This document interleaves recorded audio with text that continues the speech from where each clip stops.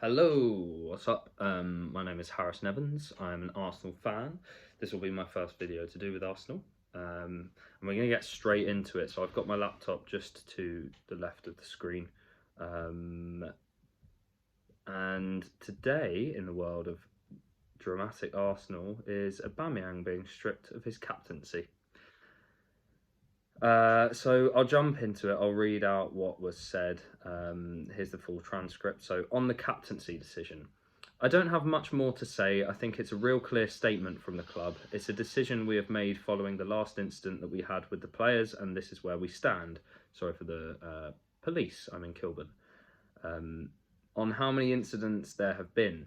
I don't mind you asking, but I can't go any further on that, as you can believe. When we had to make that decision, it was because it was the right one to defend the interests of the football club.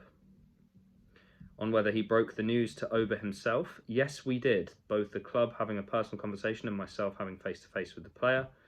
He had to accept the decision on who the next captain could be. Well, we have the leadership group and we have different players who have been nominated to be captain. In the last game, it was Laka. We had Granit, who has been captain as well, so we will follow that. It's a really unpleasant situation and it's not the moment sorry, it's a bit all over the place. And it's not the moment to any rash decision.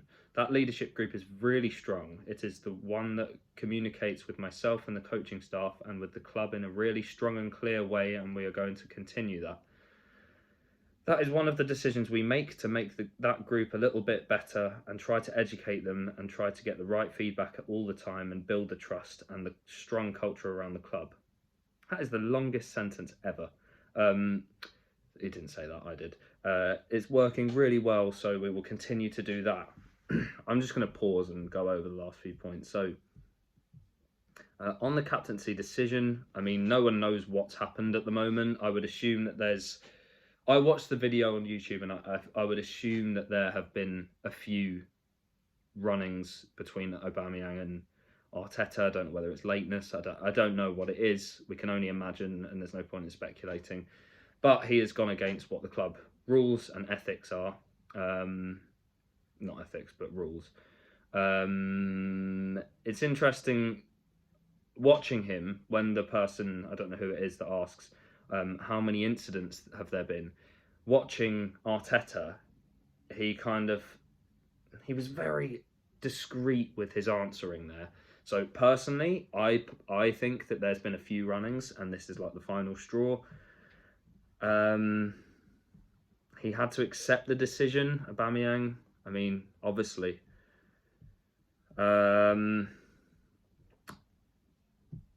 So now who the next captain could be. So I read that out before. Laka and Granit. My opinion of it is Lacazette has 7 months left on his contract. There's shown no signs of us making a real attempt to re-sign him. There's been no real effort from him to get a contract signed. And we're talking about having him captain for 7 months. It just seems strange when apparently the club seem to have this momentum of like youth players, and youth is going forward and there seems to want to be a future. Well, for me, you can't have that future without a consistent captain, or at least consistent few leaders. And then Granit Xhaka. I'm not a fan of Granit Xhaka. I think since he told the fans to, you know what, I just think leave him out to dry, to be honest. He never apologised for that. He kind of made excuses.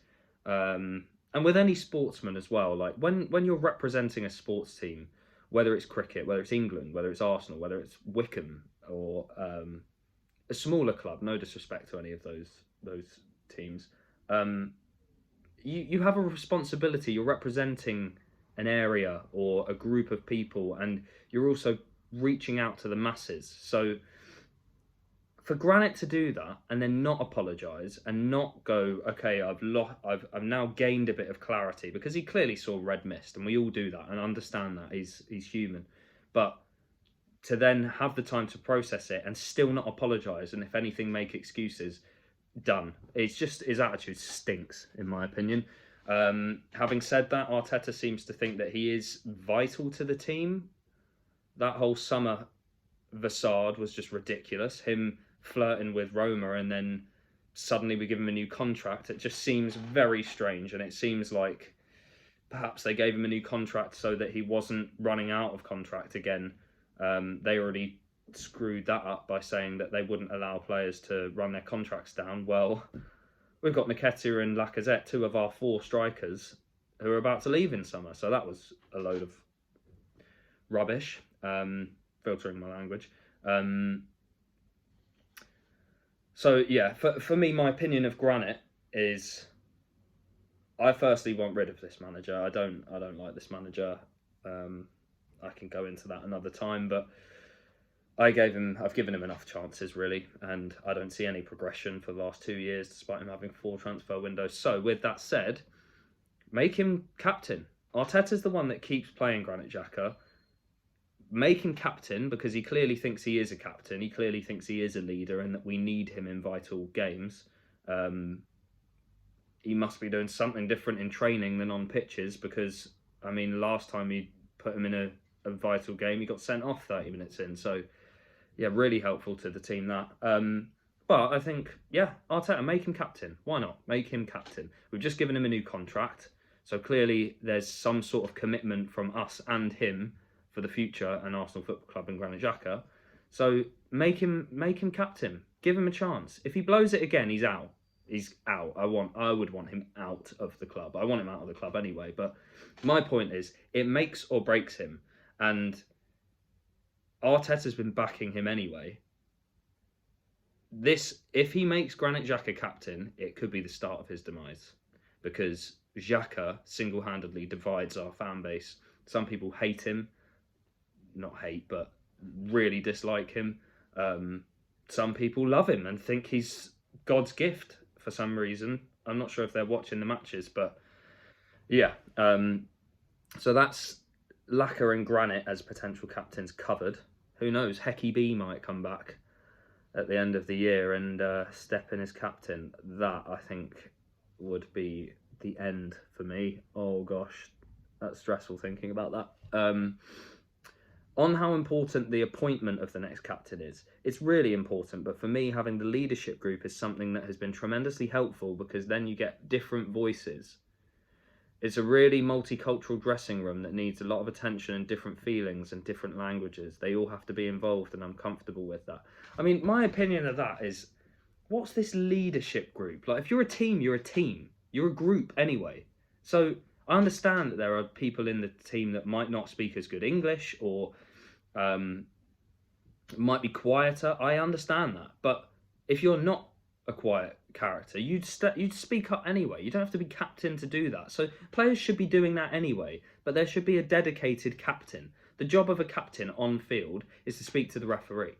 So, and I mean, I wasn't a fan of Aubameyang being captain. He used to set by example, and it's pretty much as soon as he got made captain, he stopped doing that.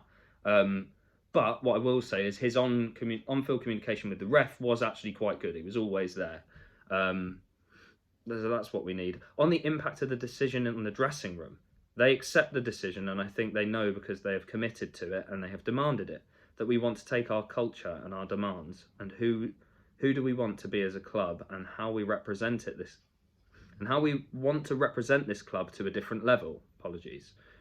When those standards are not met, you cannot participate in our daily basics. I don't really have a lot to say about that. On how big a test this of the leadership qualities of the squad. Sorry, this it's not me messing up. This is written horrendously. This is Arsenal's official website. It's really unpredictable environment and sport, and every day is harder and harder to live with a lot of things that happened.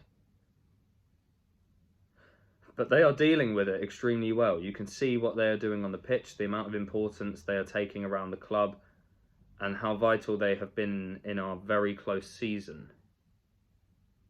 What language is he speaking here? So that is what I want. I want them to take accountability. Fair enough, they should. They want to be important players in the team. It has to be on and off the field, and when those decisions are taken, they have to participate in that as well, because they are a big part of that. on how the team's looking in terms of fitness.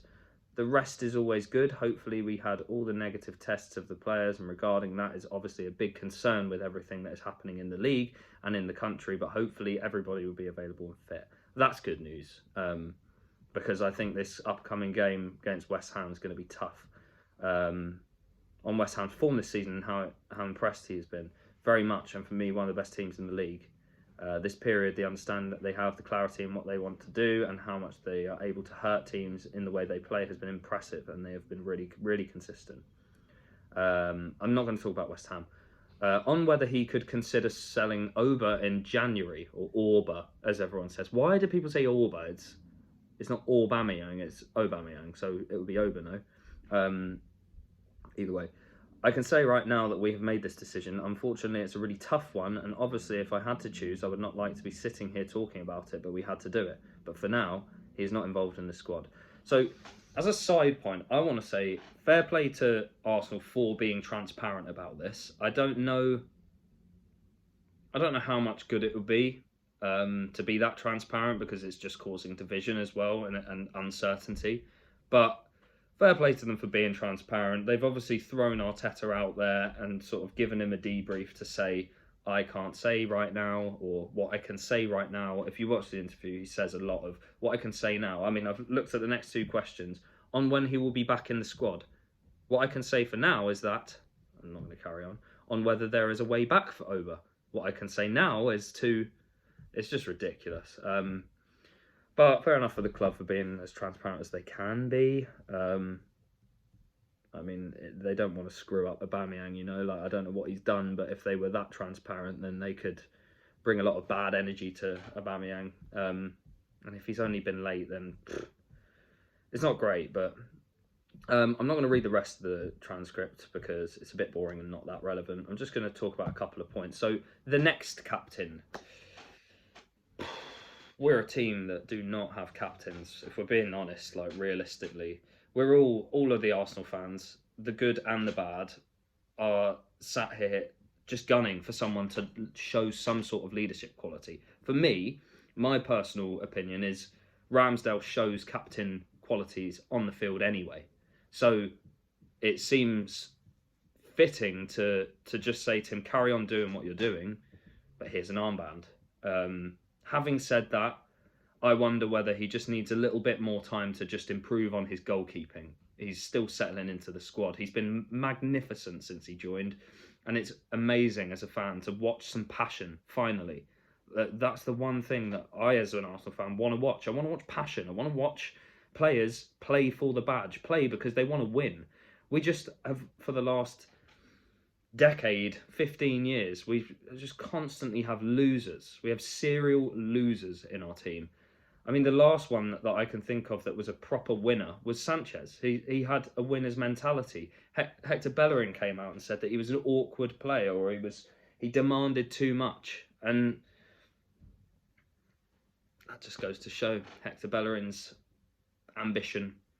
So for me, it would be Ramsdale, the next captain. I understand everyone's sort of gunning for Tierney, however, and I love Tierney. I would love to see him as captain one day, but not yet. He had a great first season with us. This second season, he struggled a bit. Obviously got kind of an assist. Yeah, he did get an assist for Odegaard's header against Southampton. Good to get him back on the sort of assist sheet or score sheet. But because he's not cemented that starting 11 place, I just wonder how potent it would be to have to sort of declare a captain that isn't playing. There's my thoughts on that. I think I understand why you would want Lacazette as a captain, because again, he sort of seems to show qualities, although we hear a lot that Lacazette is a leader in the dressing room, that the young players look up to him. I don't really see that much. I see him getting angry with the crowd, the fans, to be like, support us, which I have my own opinions of. It's not the worst thing to see, but I do find it a little frustrating when I see anger in his face, going, come on, like, get the crowd going. You earn that. For me, if you're a player, you earn that. There's nerves that sit in a stadium, and for fans to be really behind their team. You have to earn it. You have to show them something to cheer about. And for the last 2 years, there's very little to cheer about. And don't get me wrong, like the first goal against Southampton was wicked. Like, seems to be textbook Arteta or textbook. To be honest, it's not Arteta. He's jumped off the back of Emery and Wenger. It's our culture. Like, that is kind of the style that we have always wanted to play. We don't necessarily do that, but yeah, it was a fantastic goal. But yeah, I'm sidetracking. I don't know. I can't think of any other captains, to be honest. Like, I know that Saka's probably quite influential in the whole club, but no, not as a 20-year-old winger. I personally think that a captain should be central based, should be spine based. It's about vision. It's about reading the whole game. So a keeper, centre backs ideally, centre defensive mid.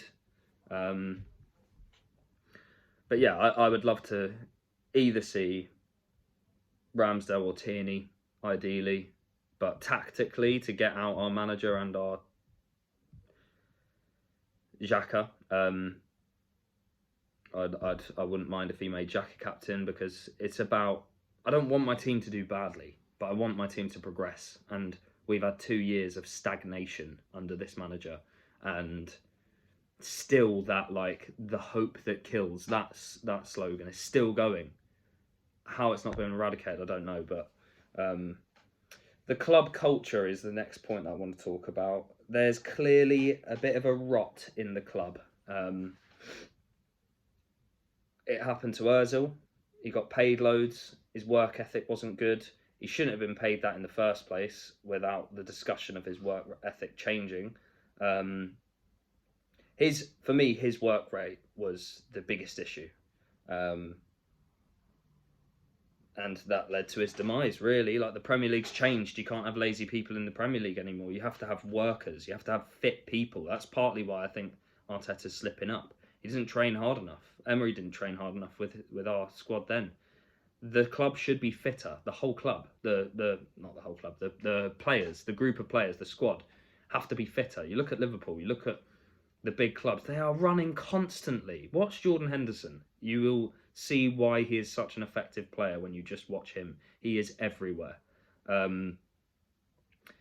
So I think work rate and mentality, like we used to, when we were under Wenger, before we were owned solely by the Cronkies, Wenger came in and he brought dieting to the Premier League, and the Premier League was suddenly taken a lot more seriously. There were a lot of players that were drinking multiple days. They were gambling. Like, all of that was stamped out with Wenger. Like, he introduced dieting, and even Smith Rowe said he stopped drinking. I think it was Red Bull, or maybe I'm wrong.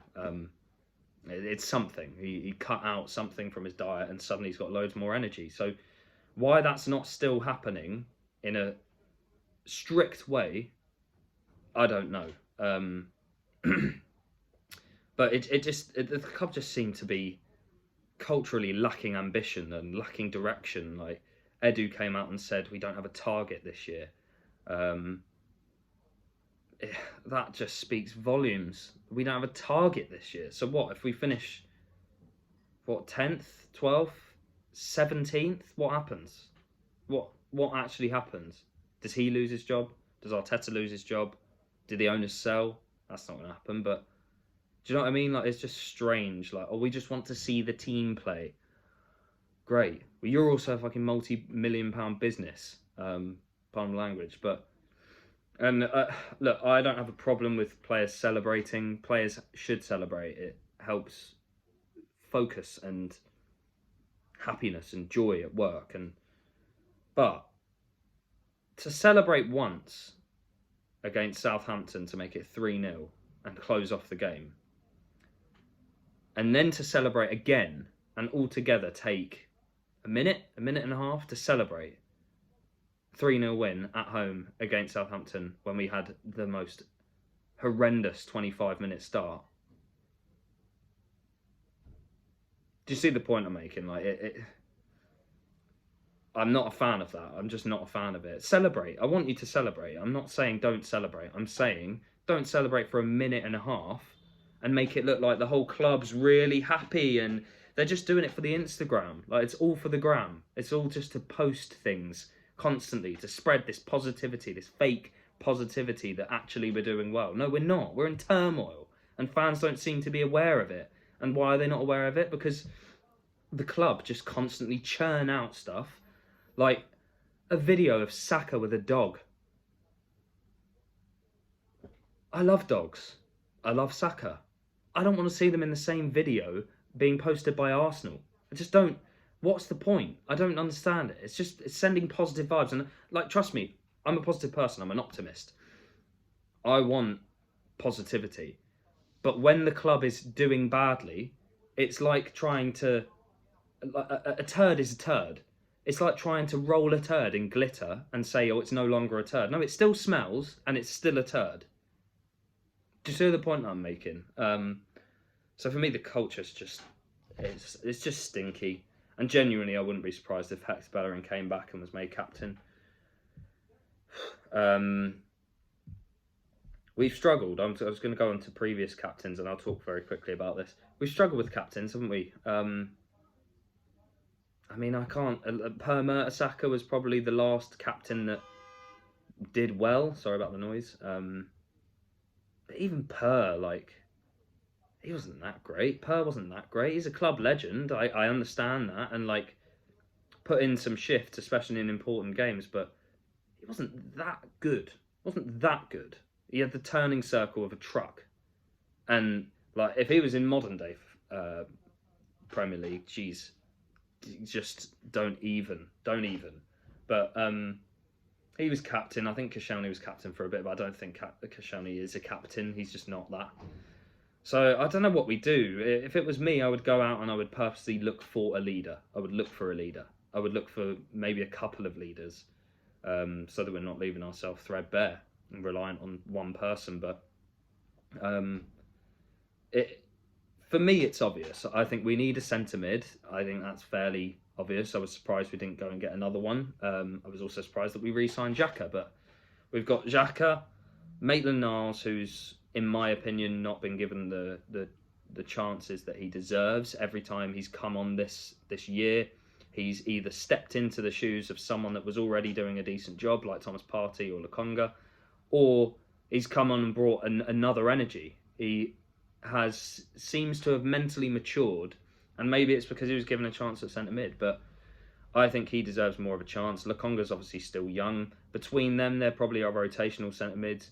You then got Partey, who's just underperforming at the moment. He just looks like the shadow of a man that he was at Atletico Madrid, and kind of even showed at the start of his Arsenal career, like his little drop of the shoulder, and he would turn in midfield, and it was like, wow, this is cool, this is brilliant. It's like Pogba-esque, you know what I mean?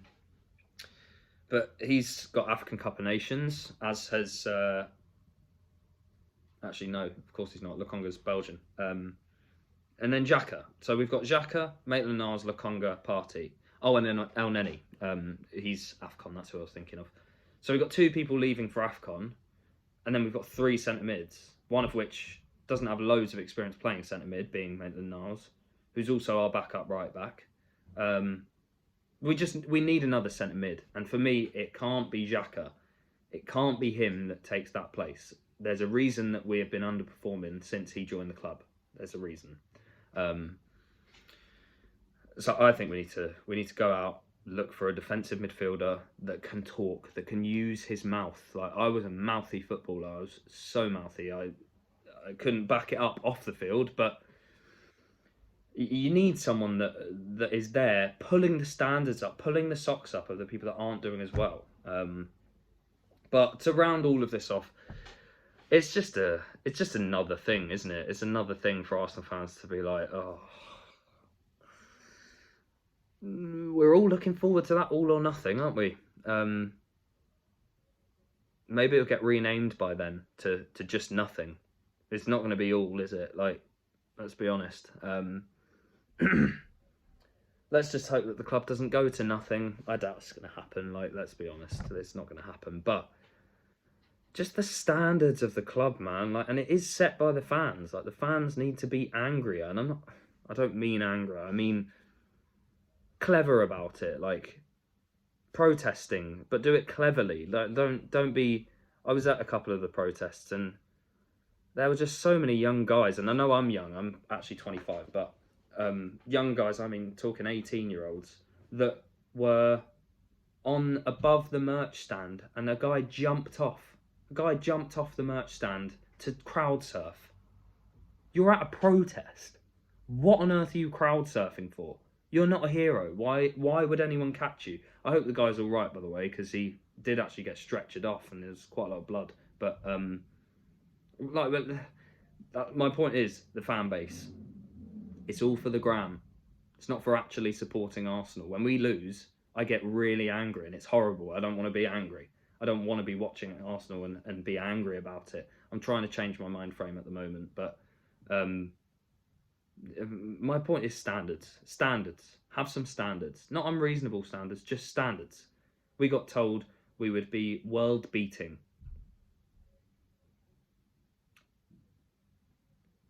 Anything about our club world beating? Do we have any world class players?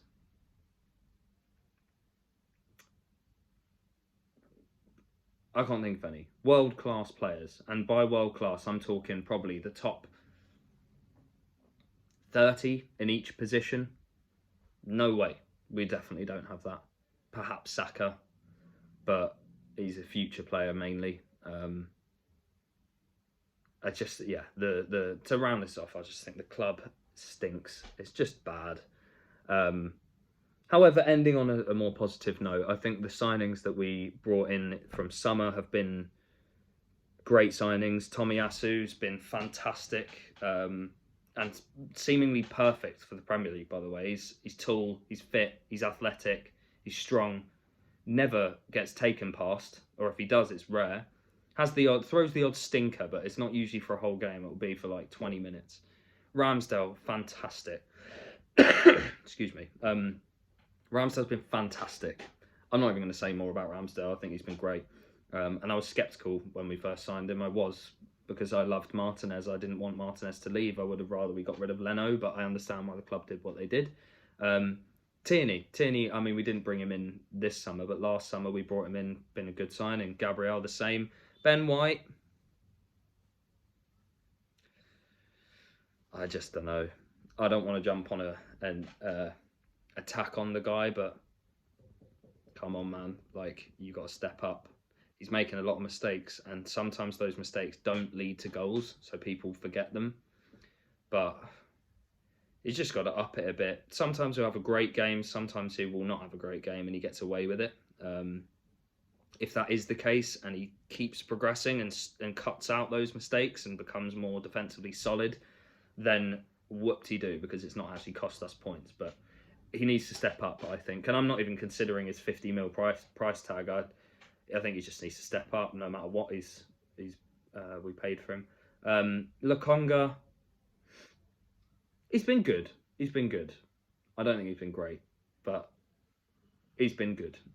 He's a young player, and I just think it's a shame that we didn't bring another centre mid in with a bit more experience, and he can just learn from that person and party. But he's been good. Who else did we bring in?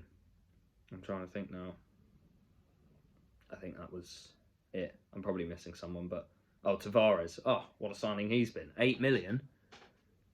Absolute bargain. Good signing. So in summer we went and bulked out our squad, let's say, seeing as we don't have European football. We bulked out our squad. I would like to see this summer we buy 3 big players. 2 big players. 2 or 3 big players, I think. It depends on what happens in the market, because this striker situation is just a bit of a shambles at the moment. We've got one striker on almost 400 grand a week that's throwing a hissy fit or broken rules or whatever. So, and he's in awful form. Lacazette, who's got 6 months left. Nketiah, who's got 6 months left, who apparently Arteta's looking to renew. And Balogun, who he hinted at sending out on loan. So we don't really have any functional striker, really. In 6 months' time, what are we going to do? Loan Balogun out, Nketiah and Lacazette leave, and then we're stuck with Aubameyang, who's clearly like not a fan of Arteta or something. But yeah, I'm gonna clock out now because that's a half an hour video. But hopefully you enjoyed. If anyone does watch this and has any questions or topics of conversation that you'd love to hear about, then I'd happily elaborate. And yeah, hopefully you enjoyed. Nice one.